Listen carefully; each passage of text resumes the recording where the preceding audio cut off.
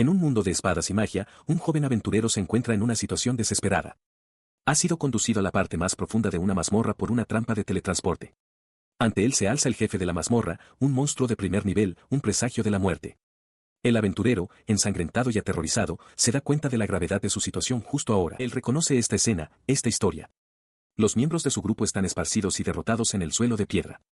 Grita su propio nombre, Valka, como para confirmar su propia identidad en esta tragedia que se desarrolla y que de alguna manera ya conoce. Mientras una de sus compañeras, una chica con un sombrero de ala ancha, grita su nombre, la parca ataca. Su enorme guadaña la atraviesa en un instante. Un chorro de sangre salpica el rostro de Valka mientras él suelta un grito gutural de horror. Él tropieza hacia atrás, agarrándose la cara ensangrentada y gimiendo de agonía. Al fondo, la figura monstruosa continúa su masacre, aniquilando al resto de su grupo sin piedad. La parca se cierne sobre ellos, hablando con una diversión escalofriante. Confiesa que simplemente estaba jugando con ellos y que podría haberlos matado de un solo golpe. Luego declara su intención de invocar a innumerables demonios con su poder abrumador, solo por diversión. Un recuerdo horrible cruza la mente de Valka, ser despedazado aún con vida, sus compañeras brutalmente masacradas. Se da cuenta con una claridad nauseabunda de que debería haberse retirado antes.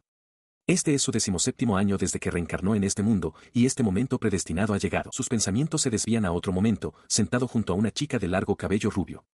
Recuerda haberle explicado su terrible descubrimiento, que este mundo se basa en un manga original y que sus vidas están atadas a los roles que se les asignaron en su historia. Él había continuado, explicando que el monstruo al que ahora se enfrentan está destinado a ser derrotado por el protagonista de la historia. Su grupo no era más que un preludio, un grupo de relleno, destinado únicamente a resaltar la fuerza del héroe.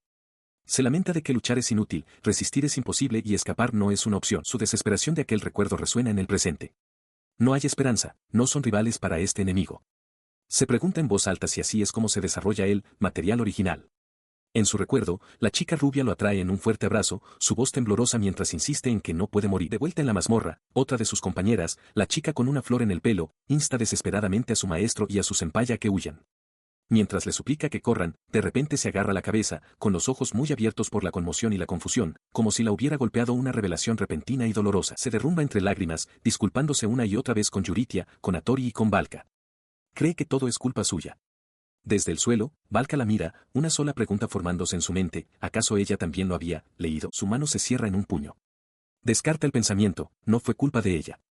Piensa para sí mismo que, aunque no le importan los demás, al menos quiere que esta chica encuentre la felicidad. Mientras se levanta, una sombría revelación se consolida. Ya sabe cómo derrotar a esta criatura. El método se revelará en solo 3 páginas, cuando el verdadero protagonista de la historia llegue para asestar el golpe final. La chica de las flores lo llama por su nombre, con la voz llena de preocupación. Él se vuelve hacia ella, con una expresión cansada pero decidida, afirmando que esto era justo lo que necesitaba. No estaba nada satisfecho con que su grupo fuera simplemente aniquilado. Una oscura resolución se apodera de él. Declara que no aceptará un final malo, solo porque el material original lo exige. Antes de morir, aniquilará por completo a este enemigo. Se lanza hacia adelante, desviando uno de los tentáculos del monstruo con una patada potente y brillante que cercena la extremidad. Sus compañeras gritan su nombre, rogándole que espere, diciéndole que no puede ir. Pero él no escucha, cargando de frente hacia el enemigo. El monstruo contraataca con una velocidad cegadora. Un golpe devastador impacta, enviando a Yuritia por los aires. En otro lugar, en una lucha diferente, un espadachín de largo cabello oscuro desenvaina su espada. Reflexiona que durante más de 10 años en este mundo, ha perfeccionado su esgrima para eliminar todo lo que esté fuera de sus propios pensamientos, para profundizar en su propósito. Y en otro enfrentamiento más, un guerrero de pelo blanco se enfrenta a una bestia colosal. No siente dolor, ni miedo.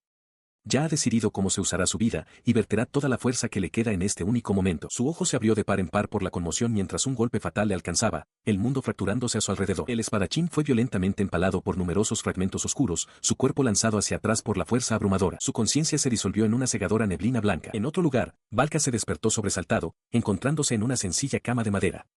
Miró a su alrededor, confundido, preguntándose dónde estaba. Se sentó, tratando de reconstruir lo que había sucedido, cuando escuchó una voz familiar llamarlo, maestro. Era la mujer del sombrero de ala ancha, de pie en el umbral con una expresión de profunda preocupación.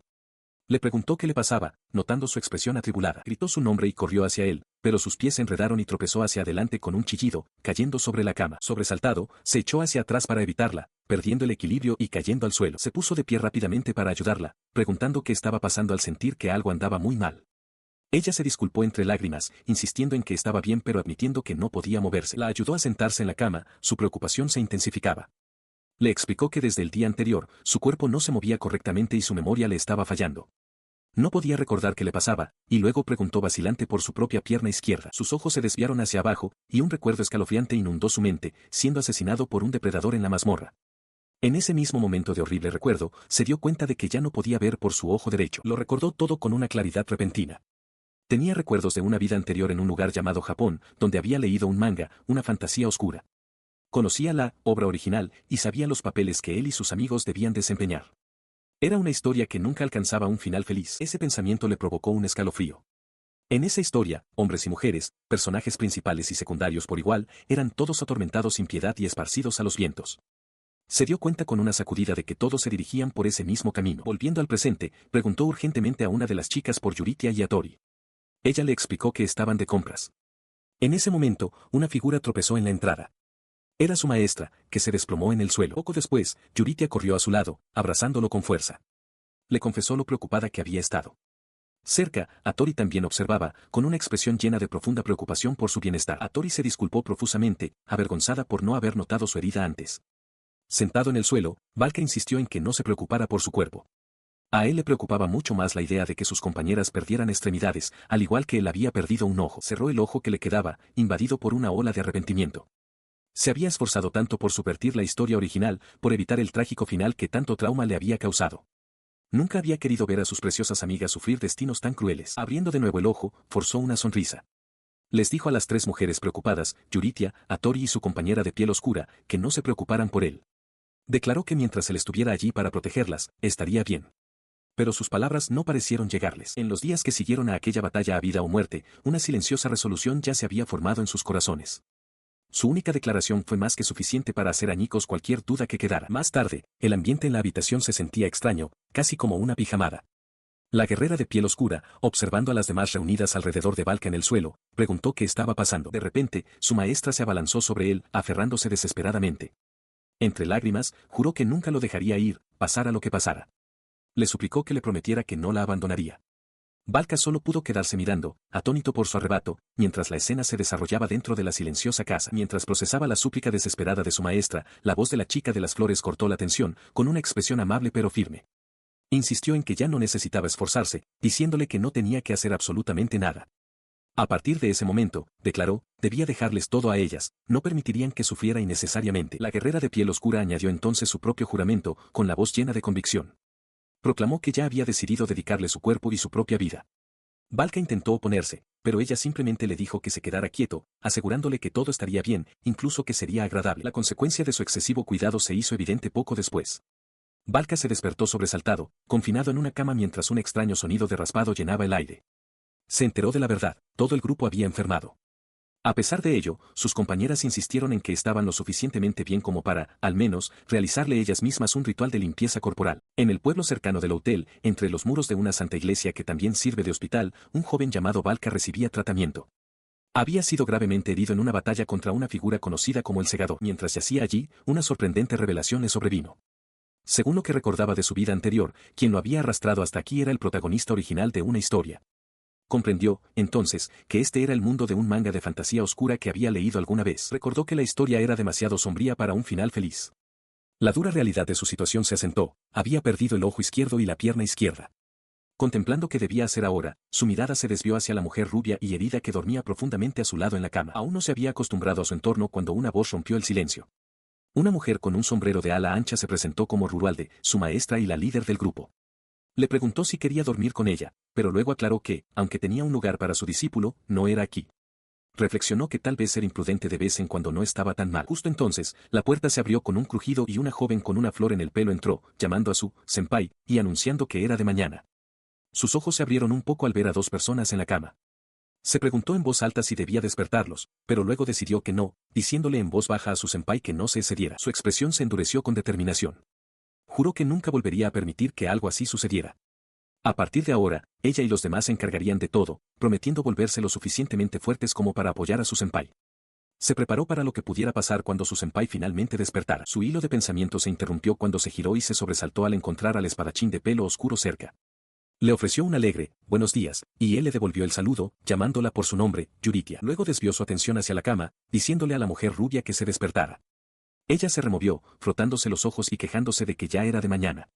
El espadachín comentó sobre la escena de la líder del grupo y el miembro más joven juntos, lo que provocó que Yuritia insistiera rápidamente en que no era lo que parecía. El espadachín se volvió hacia Yuritia, dándole las gracias e informándole de que el desayuno estaba listo. Ella preguntó si había algo que pudiera hacer, pero él la tranquilizó diciéndole que estaba bien y que no debía sentirse presionada a hacer nada. Apartó la mirada con una expresión pensativa. Estaba bien por ahora, afirmó, pero admitió para sí mismo que todavía no estaba del todo acostumbrado a este cuerpo. Él intenta desestimar la preocupación de la mujer, insistiendo en que es demasiado que ella lo cuide hasta los 13 años y que no debería preocuparse.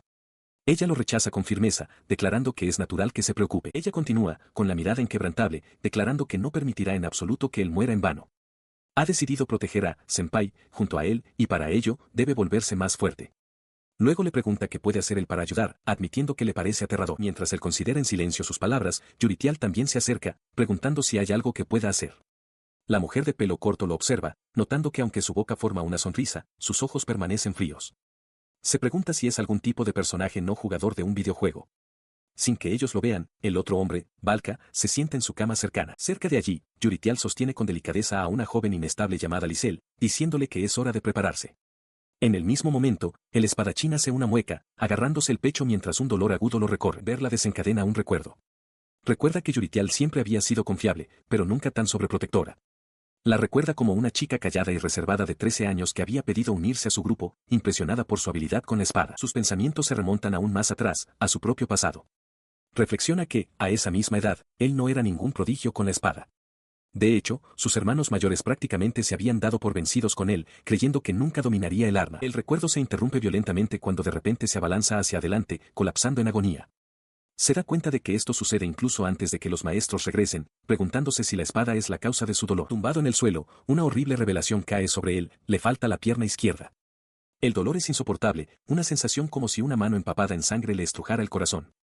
Al oír el alboroto, la mujer de pelo corto irrumpe en la habitación, gritando el nombre de Valka en estado de shock. Su rostro es una máscara de terror. Él la mira e intenta restarle importancia a la situación, diciéndole que espere y que solo tropezó. Sus palabras tranquilizadoras son inútiles. Ella corre hacia él, atrayéndolo en un fuerte abrazo.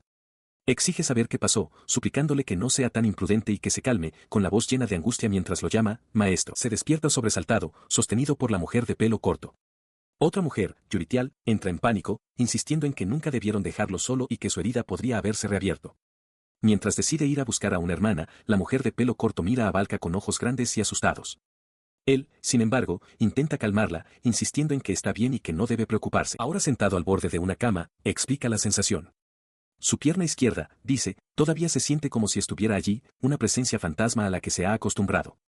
Admite que, por eso, a veces intenta ponerse de pie como siempre lo ha hecho, por pura costumbre. Su expresión se entristece mientras aparta la mirada, murmurando una disculpa y su nombre. Él parece desconcertado por su reacción, diciéndole que no hay razón para que se disculpe. Cuestiona su repentina frialdad, preguntándole si está triste. Ella se vuelve hacia él, aclarando que no está triste. La verdad, confiesa, es que nunca esperó sobrevivir. Su mirada se suaviza mientras reflexiona sobre el pasado. Recuerda haber protegido a sus camaradas, haberle salvado la vida, un deber que le costó el ojo derecho y la pierna izquierda. Pero ahora, se da cuenta, simplemente está en paz con ese hecho. Su aceptación parece quebrar la compostura de ella. Las lágrimas corren por su rostro mientras se disculpa una y otra vez, culpándose a sí misma. Se lamenta de ser inútil, incapaz de hacer nada, y de que su estado actual es el resultado directo de una petición que ella aceptó. Él queda atónito por su arrebato, preguntándole por qué llora. Mientras ella continúa disculpándose, un pensamiento repentino lo golpea. Sus ojos se abren de par en par al darse cuenta mientras señala, un recuerdo aflorando de un sonido, como un tornillo suelto. La imagen de la torre de una iglesia cercana le viene a la mente. En una habitación iluminada por el sol, Valka se despierta con un largo estiramiento. Se sienta en la cama, pensando para sí mismo que ha estado acostado todo el día y se siente perezoso. Sus ojos se cierran de nuevo y su mente se desvía hacia un oscuro recuerdo de su derrota. Reflexiona que, desde ese día, las palabras de los demás han cobrado un peso mayor. Sabe que sus maestros se preocuparían si supieran su estado. Recostado, lo consumen la culpa y el arrepentimiento, preguntándose si sus compañeros caídos murieron en paz. Se pregunta cómo pudo permitirse sentir emociones tan abrumadoras. Sin su brazo derecho y su pierna izquierda, se desespera, preguntándose si podrá volver a ser un espadachín. Ya vestido, se pone de pie y mira hacia un pueblo. Recuerda que desde que llegó a este mundo, ha vivido únicamente para la espada. Aunque fue derrotado, sigue vivo. Resuelve que si sus miembros todavía existen en alguna parte, los reclamará y volverá a ser un espadachín.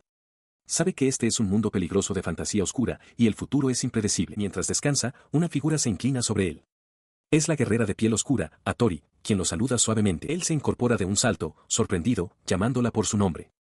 Ella le dice con calma que solo intentaba despertarlo. Ella se sienta en el borde de su cama, sugiriendo que la deje encargarse de las cosas, ya que moverse debe ser difícil para él. Avergonzado, Valka insiste en que está bien y le dice que llame a la hermana o a su maestro.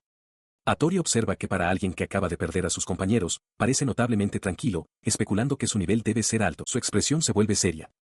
Se presenta como Hattori, una guerrera pesada de una tribu de combate, capaz de luchar como un ejército entero. Luego añade que su pierna ya no le duele. Él le mira la pierna, confirmando que la magia divina curó su herida por completo. Expresa su alivio. Hattori pregunta entonces si eso significa que su pierna ahora puede soportar la tensión de la batalla. Él se detiene a considerarlo. Piensa para sí mismo que tanto Hattori como Yuritia son muy capaces. Con ellas, no sería solo una carga como un espadachín incompleto. Resuelve que, por ahora, no luchará. Él se sienta en el borde de la cama mientras Hattori se inclina sobre él, con las manos firmes en sus hombros. Ella le dice que si siente que no puede seguirle el ritmo, de ninguna manera lo dejará atrás. Su mirada es intensa e inquebrantable. Ella continúa, explicando que él la protegió y resultó gravemente herido en el proceso. Siente que pagar la deuda por haberle salvado la vida es un pecado mayor que el de cualquier dios, una lección que le enseñó el anciano de su tribu. Por lo tanto, declara, es su turno de protegerlo. Inclinándose más cerca, con expresión resuelta, jura dedicarle todo, su carne, su sangre, hasta la última gota de su alma. Ha decidido vivir por él y morir por él, y le dice que no se preocupe. Su rostro decidido se refleja en el único ojo de él. Abrumado por su declaración, solo puede agradecerle su preocupación. Hattori le pregunta entonces si le gustaría recostarse y descansar, pero él se niega amablemente, afirmando que no puede. Justo en ese momento, Yuritia aparece en la puerta, notando que Hattori estaba en la habitación. Sugiere alegremente que vayan de compras. Mientras se preparan para irse, Yuritia se despide de Valka, deseándole que tenga un buen día. La puerta se cierra, dejándolo solo con sus pensamientos. Se agarra la cabeza, dándose cuenta de que el peso de la devoción de ellas es demasiado. Piensa tanto en Hattori como en Yuritia, sintiendo que no puede permitir que lo apoyen de esta manera. Se siente como un mal final en el que él es solo una carga para el grupo. Se aferra al marco de la cama, convencido de que debe ser capaz de valerse por sí mismo. Una visión del pasado emerge, un tiempo en el que caminaba con sus compañeros, su vínculo irreemplazable. Recuerda el mundo de la historia, cómo se enfrentaron a un mal final tal como estaba escrito originalmente, y cómo ahora está decidido a conseguir un futuro feliz para todos ellos. Volviendo al presente, aprieta el puño que le queda. Sabe que continuar así solo será una carga mental para todos y obstaculizará sus vidas diarias. Resuelve que debe ser capaz de hacer las cosas por sí mismo de nuevo, y rápido. Su expresión se endurece con determinación. No puede permanecer en este estado, sin su brazo y su ojo. Declara que cambiará el futuro de todos y lo convertirá en un final feliz. Decide su primer paso, comenzará con un entrenamiento muscular que puede hacer en la cama. Su objetivo está fijado. Pretende reintegrarse en la sociedad. Afuera, un campanario se alza contra el cielo, marcando el comienzo de su nuevo camino. Fuera de una pequeña iglesia, Valka se esfuerza en una serie de flexiones, contando cada una en voz baja. Llega a 99 antes de que sus fuerzas se agoten y se desploma en el suelo con un grito de esfuerzo. Desde una ventana cercana, la mujer rubia de pelo largo lo observa en silencio. Aprieta los dientes, frustrado. Después de estar inactivo durante tanto tiempo, su cuerpo se siente torpe y no responde. Había decidido reintegrarse en la sociedad, pero se da cuenta de que el camino por delante será difícil. Mientras se pone de pie, la mujer rubia se le acerca. Él le explica que no puede quedarse en la cama todo el tiempo, su personalidad no es adecuada para ello. Tiene la intención de empezar a entrenar de nuevo, poco a poco. Justo entonces, la mujer rubia de pelo corto entra en la habitación, anunciando su presencia al abrir la puerta. La sigue Yuritia, que ha traído una toalla húmeda para Valka. Él le da las gracias mientras ella se la entrega. Yuritia anuncia entonces alegremente que ella y Hattori irán a cazar monstruos hoy. La mujer de pelo corto asiente con entusiasmo, prometiendo cuidar del senpai de Yuritia mientras están fuera. Yuritia le sonríe a Valka, diciéndole que no se preocupe. Le asegura que ganará lo suficiente para su parte también, para que pueda descansar tranquilo. Su confiada declaración lo deja con una expresión de desconcierto. Arrodillado en el suelo, Valka reflexiona sobre su estado actual, un hombre holgazaneando en la cama mientras una joven gana dinero para mantenerlo. Mientras alguien lo llama por su nombre, él afianza su determinación, pensando solo en su rehabilitación y en la necesidad de seguir adelante. La escena cambia a un vasto paisaje a las afueras de un pueblo. En las profundidades de un bosque, alguien corre con urgencia, su pesada bota levantando tierra del camino. El corredor es un joven pelirrojo, que actualmente se defiende de dos grandes monstruos parecidos a lobos. Maldice su mala suerte, dándose cuenta de que esto no debería haber sucedido. Había pensado que podría encargarse solo de los monstruos del pueblo y solo tenía la intención de observar al enemigo, pero calculó mal. Sus ojos se abren de par en par al ver a la mujer rubia de pelo corto de pie cerca. Sin dudarlo, se aparta de la pelea y corre hacia ella, gritando sorprendido. Llega a su lado, con el rostro desencajado por la sorpresa al darse cuenta de que es solo una chica.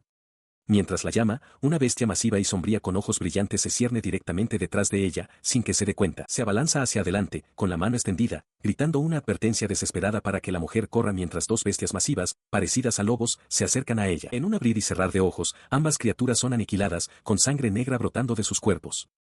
La mujer rubia de pelo corto ahora se encuentra entre ellas, sosteniendo dos espadas cortas con una expresión inquietantemente tranquila.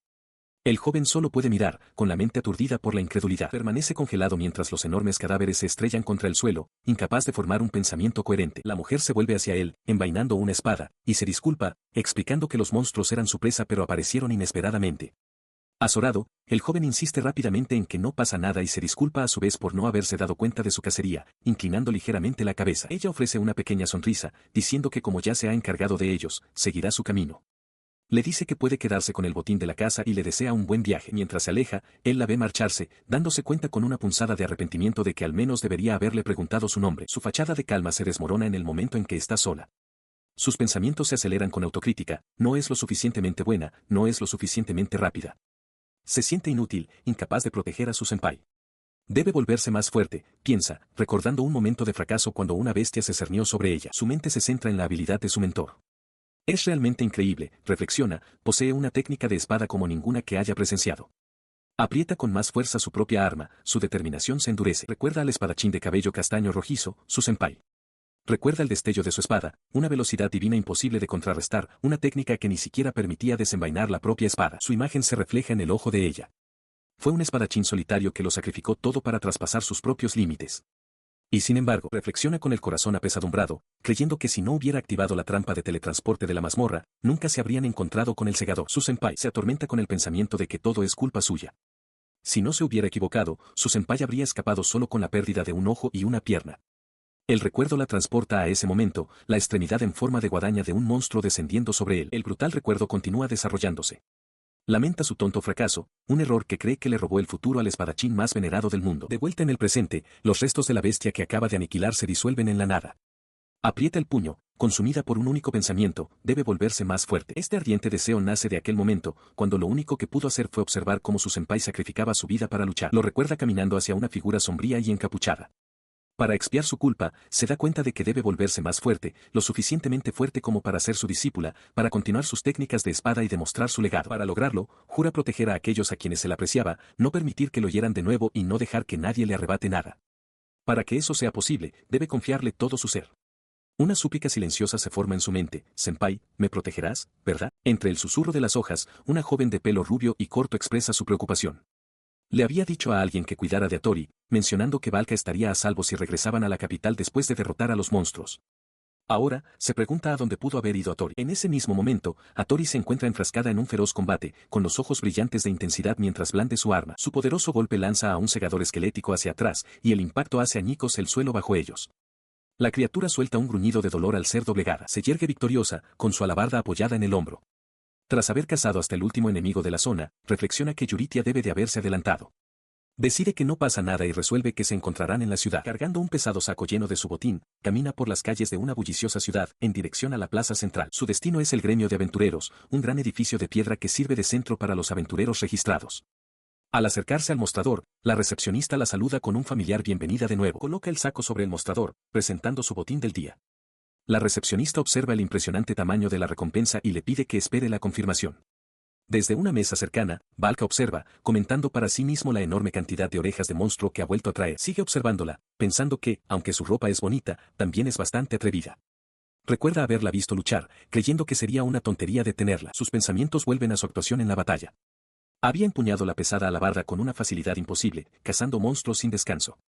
Para él, era como si estuviera poseída por algo. La recepcionista regresa con el pago de Hattori. Justo entonces, la campana de la puerta del gremio suena y la mujer rubia de pelo corto de antes entra, llamando a Hattori por su nombre con una brillante sonrisa. «¿Has vuelto?», exclama, aliviada. Ella sonríe, aliviada, diciéndole a Hattori que se alegra de verla a salvo. Hattori se disculpa por haberse ido. Desde un escritorio cercano, Valka y otro aventurero observan la reunión, comentando lo jóvenes que parecen ambas, y el compañero de Valka destaca el encanto de la recién llegada. Con una sonrisa alegre, solicita formalmente una evaluación de su botín, dejando caer un saco grande y lleno sobre el mostrador, para sorpresa del personal del gremio. Cerca de allí, Atori le ofrece a la recepcionista un poco de agua de frutas que encontró, la cual la mujer acepta agradecida. Sus pensamientos se dirigen a sus amigos, decide que el agua de frutas sería un buen recuerdo para Valka y Lisel, esperando que les guste. Mientras tanto, la joven rubia de pelo corto sonríe con orgullo. Informa que ha sido diligente con su entrenamiento, segura de que su senpai estará complacido con su progreso. Con sus asuntos en el gremio concluidos, deciden comprar el recuerdo y volver a casa. Lejos del bullicioso gremio, en un pueblo enclavado entre colinas, una mujer con los ojos cubiertos por una venda blanca se acerca a una gran residencia. Dentro de esa misma residencia, Valka yace dormido, respirando tranquilamente. Se despierta de golpe, sentándose al darse cuenta de que debió quedarse dormido, agotado por su entrenamiento. Su mirada se posa en Anse, que duerme profundamente a su lado. Considera en silencio si debería levantarse y reanudar su práctica diaria. Se inclina más cerca de la figura dormida, llamando en voz baja a su maestra. Estudia su forma inmóvil, preguntándose si realmente está dormida. En su letargo, la expresión de Anse se vuelve afligida. Comienza a murmurar, con la voz llena de desesperación, suplicando a alguien que no se vaya, que no la deje sola. Sus palabras desesperadas lo alcanzan. Su expresión cambia al reconocer el origen de su súplica, un trauma profundo de aquel entonces. Se sentó a su lado, reflexionando sobre el pasado. Nunca creyó haberse equivocado en sus acciones. Para proteger a todos, tuvo que ser él quien se enfrentara a la parca, empuñando el conocimiento prohibido del vendedor de productos. Nunca había considerado realmente la posibilidad de su propia muerte, incluso si se reencarnaba. Esta carga era solo suya. Para todos los demás, él era simplemente un hombre llamado Valka. Sus pensamientos volvieron al presente mientras tomaba suavemente su mano, asegurándole que todo estaba bien, que él estaba allí mismo con ella. Mientras tanto, en la capital de Gran Rose, un asistente le entregaba un informe sorprendente a Yuritia. La asistente estaba incrédula, preguntando si era cierto que un pecador había sido subyugado. Yuritia confirmó la noticia, añadiendo que la hazaña fue lograda por un grupo de rango A, lo que llevó a la asistente a maravillarse de que debía ser obra de los legendarios Tenken. Sin embargo, Yuritia fue directa al grano, preguntándole a su asistente si Valka formaba parte de ese grupo. La asistente se quedó desconcertada, admitiendo que, en su emoción, había pasado por alto ese detalle. Se reprendió en silencio, resolviendo mantener la calma y ser más útil para su señora. Cuando le entregaron un informe escrito a Yuritia, sus ojos se abrieron de par en par. Identificó al grupo como los peregrinos cenicientos, y notó que habían pasado 4 años desde la ceremonia del entierro floral. De repente, un detalle horrible captó su atención. Gritó que le habían perdonado la vida, pero que había perdido un ojo y una pierna. Su asistente intentó calmarla, pero Yuritia estaba frenética, preguntando cómo podría mantener la calma ahora. Sus gritos desesperados por Valka resonaron mientras la imagen de una gran catedral dominaba la vista. Valka da un paso cuidadoso hacia adelante, probando su nueva prótesis de pierna. Comenta que es esta, encontrando la sensación extraña. Las mujeres reunidas, incluida una monja anciana, lo observan de cerca y le preguntan cómo se siente. La monja explica que, aunque la prepararon para él, es solo una medida temporal. Una joven de largo cabello rubio corre a su lado, desconcertándolo mientras le pregunta si está bien. Él explica que colocar la prótesis es difícil y lleva tiempo acostumbrarse, señalando que un slime ayuda a reducir la carga en su pierna. Sin embargo, admite que es solo para uso diario y no cree que pueda luchar con ella mientras pierde el equilibrio momentáneamente. Se apoya en una pared, pensando que esto es más difícil de lo que anticipaba, no puede sentir bien su nuevo pie. Con un esfuerzo decidido, comienza a caminar por el pasillo, con su andar aún inestable. La mujer le pregunta si se está esforzando demasiado, pero él insiste en que está bien, diciendo que es mejor que estar postrado en cama. Reflexiona sobre su sueño de volver a la sociedad y caminar por su cuenta, pero está decidido a no convertirse en una carga mayor para las hermanas. Más que nada, anhela volver a empuñar una espada. Mientras camina, siente que sin una espada, una parte de sí mismo falta. Sus pensamientos son interrumpidos por la voz de una mujer que lo llama con urgencia. Valka-sama se da la vuelta sorprendido, reconociendo a la mujer como Anse. Acaba de salir de una habitación cercana y corre hacia él, aliviada. Se disculpa por molestarlo, explicando que estaba preocupada. Él la tranquiliza, diciéndole que está bien y que agradece su preocupación. Su expresión se ilumina considerablemente. Juntando las manos, Anse hace una propuesta sorprendente, que a partir de ahora, vivan juntos en la gran catedral. Sus 3 compañeras reaccionan con total sorpresa. Arrodillada ante él, le explica con seriedad que la gran catedral es el lugar más seguro del mundo, donde puede descansar y sanar. Le promete el apoyo total de la Iglesia de la Salvación, pidiéndole que deje todo a su cuidado. Valka la mira, una pequeña sonrisa se forma mientras piensa para sí mismo que Anse es tan insistente como siempre. Las hermanas que le proporcionan su tratamiento tienen su base en la gran catedral. Son conocidas como las encarnaciones de las 4 santas y pertenecen al órgano central de la Iglesia. Aunque Anse es una buena persona, sus emociones son inmensas y tiene una tendencia a lo dramático. Anse se para con las manos en las caderas, su expresión es de clara molestia. Confronta a Valka, preguntándole cuántas mujeres más planea traer consigo. Él, ahora con gafas oscuras, desvía la mirada y replica que son sus preciosas compañeras y que no debería ser tan entrometida. Ella baja la mirada, con una expresión sombría. No puede perdonarse por haber fallado en proteger a Valka. Lisel, sin embargo, interviene, diciéndole que ese no es el caso. Su atención se desvía hacia las otras compañeras de Valka. Las reconoce como importantes para él y comprende que su propia angustia también debe estar causándoles dolor. Resuelve ser más considerada. Lisel, con las manos entrelazadas con seriedad, toma la palabra.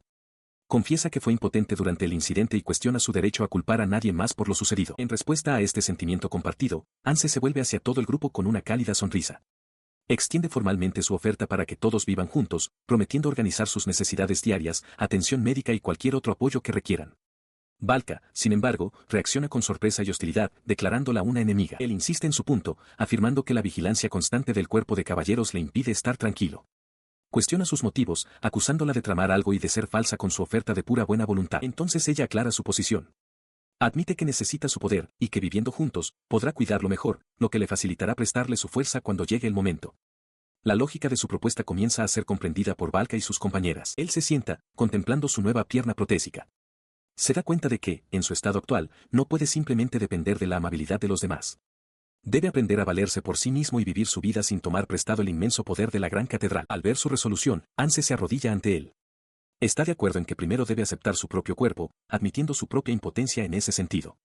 Le promete que, si alguna vez necesita su fuerza, ella estará ahí para él. Su sinceridad lo sorprende.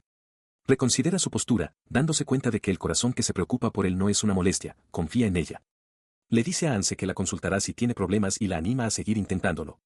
Con eso, se levanta para irse, disculpándose con las mujeres por su rudeza anterior.